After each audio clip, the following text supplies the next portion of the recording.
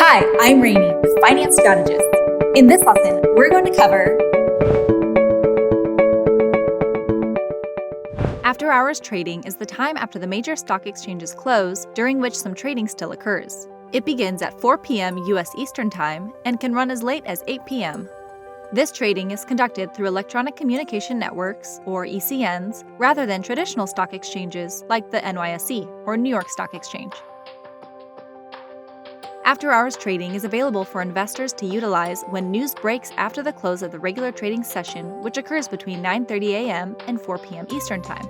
For example, if a company's earnings report is released after hours, it may prompt investors to buy or sell a stock.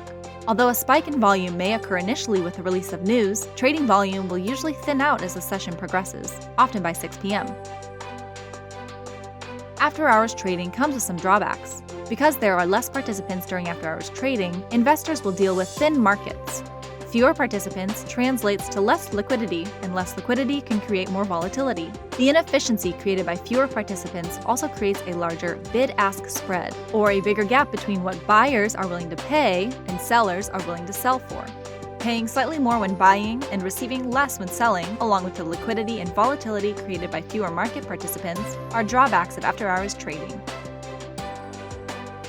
Let's hear from you. Do you think after-hours trading is worth the risks? Why or why not? Leave a comment below. For more information, visit www.financestrategist.com. Finance Strategists.